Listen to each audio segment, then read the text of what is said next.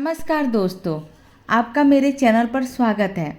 अब तक आपने कहानी के 2 भाग सुन लिए हैं, तो चलिए तीसरा भाग शुरू करते हैं। अगर आपने हमारे दोनों भाग नहीं सुने हैं तो आपको उनका लिंक डिस्क्रिप्शन में मिल जाएगा। और अगर आप नए हैं तो हमारे चैनल को सब्सक्राइब करना ना भूलें, ताकि आप कोई भी नई कहानी मिस ना करें। चलिए अब बिना किसी देरी के कहानी की शुरुआत करते हैं। यदि तुम सच जानोगे, वह तुम्हारे दिल और आत्मा को झकझोर देगा। पर ठीक है, अगर तुमने ठान लिया है तो मैं तुम्हें उस रात की सच्चाई दिखाऊंगी। लेकिन याद रखना, जो देखोगे उससे भागने का कोई रास्ता नहीं होगा। देव ने एक गहरी सांस ली और कहा, मैं भागने वालों में से नहीं हूँ। अगर यह मेरे परिवार और गांव की सच्चाई है तो मुझे इसे जानने का पूरा अधिकार है। अब चारों ओर का माहौल और भी गहरा और भयानक हो गया। पेड़ के आसपास की लाल धुंध गाढ़ी हो गई और हवा में अजीब सी गंध फैल गई। प्रेतनी ने कहा, आंखें बंद करो देव, मैं तुम्हें उस रात की सच्चाई दिखाने वाली हूँ। लेकिन याद रखना, यह यात्रा तुम्हारे जीवन को हमेशा के लिए बदल देगी। देव ने साहस के साथ अपनी आंखें बंद की। अब वह सच्चाई के और करीब था, लेकिन क्या वह उस दर्द और रहस्य को सहन कर पाएगा, यह सवाल अभी अनुत्तरित था। प्रेतनी ने एक गहरी सांस ली और अपनी कहानी की शुरुआत की। उसने कहा, 700 वर्ष पहले मैं हवा नगर की एक राजकुमारी थी। हवा नगर एक ऐसा राज्य था जो हर तरह संपन्न था। वहाँ के लोग न केवल धनवान थे, बल्कि शिक्षित और समझदार भी थे। पूरे नगर में गरीबी की कोई चीज नहीं थी। हर व्यक्ति अपने जीवन से संतुष्ट था और शांति से जीवन व्यतीत करता था। उसकी आंखों में एक चमक उभरी, मानो वो अपने उस पुराने संसार को याद कर रही हो। उसने कहा, मैंने अपना पूरा बचपन हवा नगर के महल में बिताया। महल सोने और चांदी की सजावट से भरा हुआ था। वहाँ के लोग मुझे सम्मान और प्रेम देते थे। मेरी पढ़ाई लिखाई और कला में गहरी रुचि थी। मेरी खूबसूरती की चर्चा दूर दूर तक होती थी। वह थोड़ी देर चुप हो गई, जैसे कोई भूली हुई याद उसे कचोट रही हो। फिर उसने धीरे से कहा, लेकिन हवा नगर की सबसे बड़ी विशेषता यह थी कि वहाँ के लोग सच्चाई और ईमानदारी में विश्वास रखते थे। किसी के साथ अन्याय या छल कपट का सवाल ही नहीं उठता था। मुझे गर्व था कि मैं ऐसे नगर की राजकुमारी थी। लेकिन उसने अपनी आवाज तेज कर दी। लेकिन उस सुखद संसार में भी एक ऐसा दिन आया जिसने सब कुछ बदल दिया।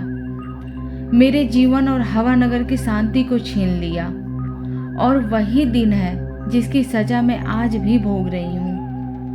देव, जो अब तक मंत्र मुग्ध होकर उसकी बात सुन रहा था, ने साहस जुटाकर पूछा, ऐसा क्या हुआ था उस दिन? किसने तुम्हारे जीवन को इस तरह बर्बाद किया?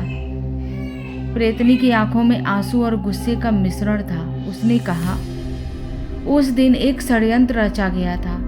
ऐसा षड्यंत्र जो हवा नगर के इतिहास को मिटाने और मेरी आत्मा को हमेशा के लिए बंधन में डालने के लिए पर्याप्त था। और वही षड्यंत्र तुम्हारे परिवार और गांव के कुछ लोगों के कारण सफल हुआ। देव का दिल जोर से धड़कने लगा। अब वह जानता था कि सच्चाई और भी भयानक होने वाली थी। लेकिन उसने खुद को संभालते हुए कहा, मुझे सब कुछ बताओ। मैं तुम्हारी कहानी पूरी सुनना चाहता हूँ। मैं यह जानना चाहता हूँ कि उस दिन क्या हुआ और मेरे परिवार का उससे क्या हिस्सा है। प्रेतनी ने गहरी सांस ली और कहा, तैयार हो जाओ देव, मैं तुम्हें वह दिखाने वाली हूँ जो तुम्हारी आत्मा को झकझोर देगा। प्रेतनी ने अपनी कहानी को आगे बढ़ाते हुए कहा, हवा नगर की समृद्धि और मेरी खूबसूरती के कारण आसपास के कई नगरों के राजकुमार मुझे पसंद करते थे। वे सभी मुझसे विवाह करने के इच्छुक थे। मेरे पिता महाराज मेरे लिए सबसे योग्य वर चुनने की तैयारी में थे। लेकिन मेरा दिल पहले ही किसी और के लिए धड़कने लगा था। उसने गहरी सांस लेते हुए कहा, मुझे दीपनगर के राजकुमार रतन से प्रेम था। वह साहसी, विनम्र और गुणों से भरपूर थे। उनके व्यक्तित्व में कुछ ऐसा था जो मुझे सभी से अलग लगता था। उसकी आंखों में सच्चाई और हृदय में गहरी करुणा थी। जब भी वह हमारे नगर आते, मेरा दिल उनके लिए और भी अधिक धड़कने लगता। प्रेतनी की आवाज़ में एक हल्की मुस्कान और दर्द का मेल था। उसने कहा, राजकुमार रतन भी मुझसे प्रेम करते थे, लेकिन हमारा प्रेम किसी को स्वीकार नहीं था। मेरे पिता चाहते थे कि मैं एक ऐसे राजकुमार से विवाह करूं जो हमारे राज्य को और भी शक्तिशाली बना दे, और बाकी राजकुमार जो मुझे पाने के लिए ललायित थे, रतन से ईर्ष्या करते थे। उन्होंने हमारे प्रेम को समाप्त करने के लिए साजिशें रची। देव ने ध्यान से सुना और धीरे धीरे पूछा, फिर क्या हुआ? क्या उन्होंने तुम्हारे और रतन के प्रेम को रोकने में सफलता पाई? प्रेतनी ने गहरी उदासी से कहा, यह प्रेम और साजिशों की ऐसी कहानी है जिसमें विश्वासघात, दर्द और मृत्यु ने हमारे जीवन को हमेशा के लिए बदल दिया। और यही वो दिन था जब मेरा जीवन समाप्त हुआ और मैं इस अंधकार में कैद हो गई। उसकी आवाज़ गहरी और रहस्यमय हो गई। देव का दिल तेजी से धड़कने लगा। वह अब सच्चाई के और भी करीब था, लेकिन हर शब्द के साथ कहानी और भी भयानक होती जा रही थी। प्रेतनी ने गहरी सांस लेते हुए कहा, मुझे हमेशा लगता था कि राजकुमार रतन भी मुझसे प्रेम करते हैं। उनके शब्द, उनकी आंखें और उनका प्रेम मेरे प्रति व्यवहार यही दर्शाते थे। जब भी वो मुझसे मिलते, उनकी मुस्कान में एक खास अपनापन होता था।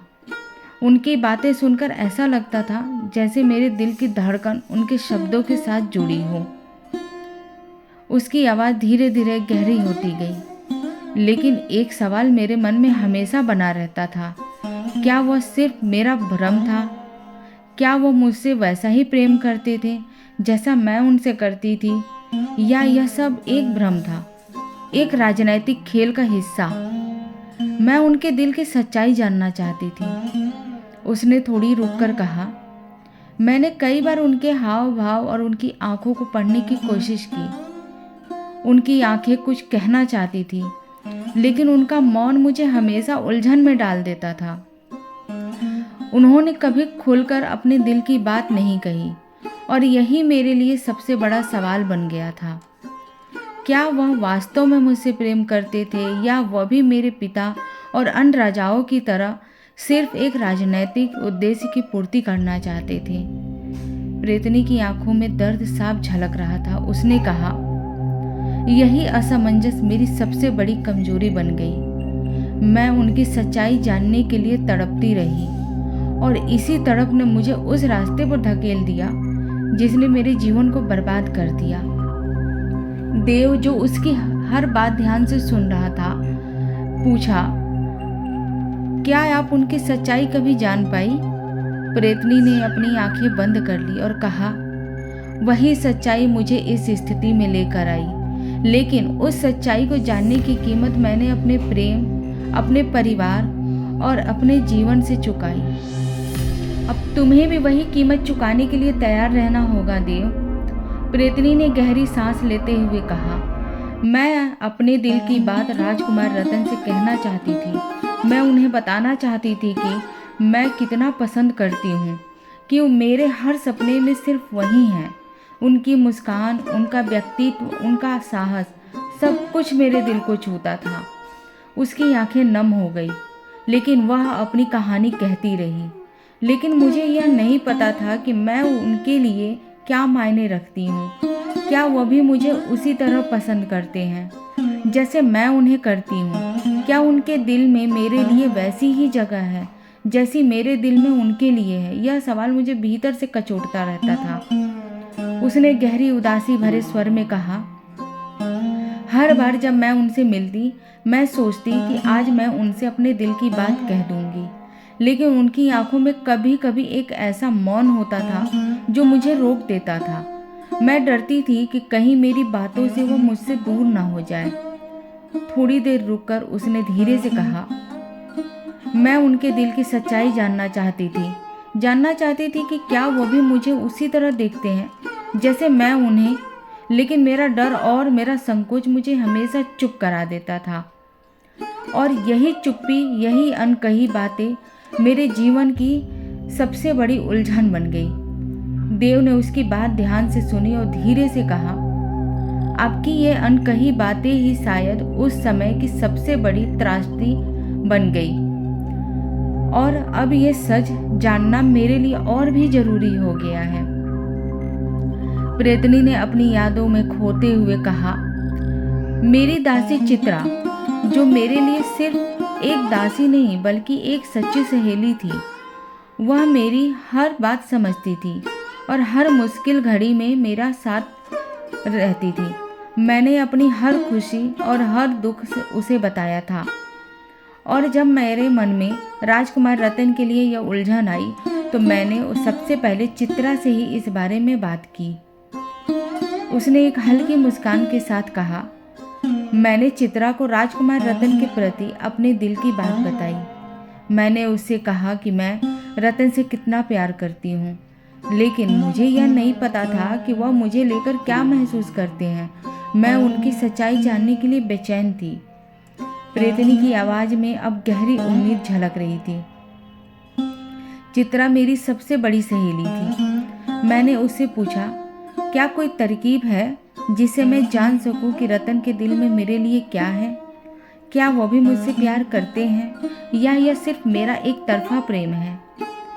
मेरी आंखों में उस समय एक उम्मीद की चमक थी कि शायद चित्रा मुझे उस उलझन से बाहर निकाल सके। चित्रा का जिक्र करते हुए उसकी आंखों में हल्का दर्द उभर आया। उसने धीरे से कहा, चित्रा ने मेरी बात ध्यान से सुनी और मुझे भरोसा दिलाया कि वह कुछ न कुछ उपाय जरूर निकालेगी। उसने मुझसे वादा किया कि वह राजकुमार रतन की भावनाओं को समझने की कोशिश करेगी, और मैंने अपनी सबसे प्यारी सहेली पर पूरा विश्वास किया, लेकिन शायद मैं नहीं जानती थी कि यह विश्वास मुझे कहाँ ले जाएगा। प्रेतनी कुछ पल के लिए चुप हो गई। फिर उसने कहा, यही वो पल था जहाँ से मेरा जीवन एक भयानक मोड़ लेने वाला था, और उस मोड़ का राज आज भी तुम्हारे गांव की दीवारों के भीतर में छुपा हुआ है। मिलते हैं अगले भाग में, तब तक आप अपना ख्याल रखें। धन्यवाद।